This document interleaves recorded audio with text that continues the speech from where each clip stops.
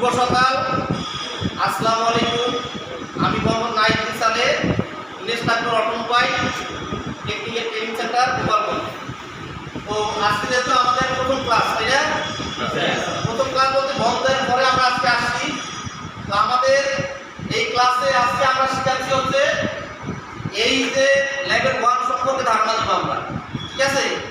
Level 1, level 2 এরকম আমাদের যে কোর্স, এই কোর্সের নাম অটোমোটিভ মেকানিক্স। কি নাম? Automotive mechanics. এই অটোমোটিভ মেকানিক্স লেভেল 1, ঠিক আছে? তাইলে আমরা এই লেভেল 1 সম্পর্কে ধারণা পেলে প্রথমে দেখতে হবে সিএস। তাহলে সিএস কি?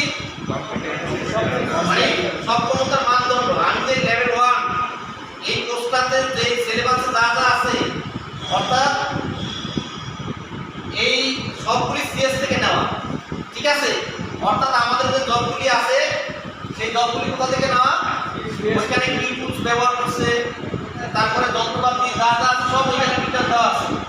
আর আমাদের এই যে লেভেল 1 থেকে শুরু করে লেভেল 6 বা 8 পর্যন্ত এবং মেথডোলজি লেভেল 4 আছে, এগুলি সব নিয়ন্ত্রণ করে এনএসডি, যে ন্যাশনাল স্কিলস ডেভেলপমেন্ট অথরিটি, জাতীয় দক্ষতা উন্নয়ন কর্তৃপক্ষ, ঠিক আছে? আমাদের যে কোর্সটা আছে, কোর্সটা হচ্ছে লেভেল 1, অর্থাৎ বেসিক ওয়ার্কার, ঠিক আছে? লেভেল 1 মানে কি? পিছনে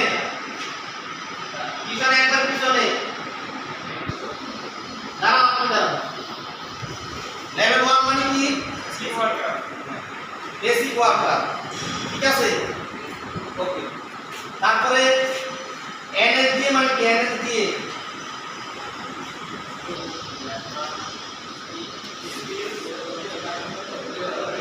ন্যাশনাল ডেভেলপমেন্ট অথরিটি, ঠিক আছে? ওকে।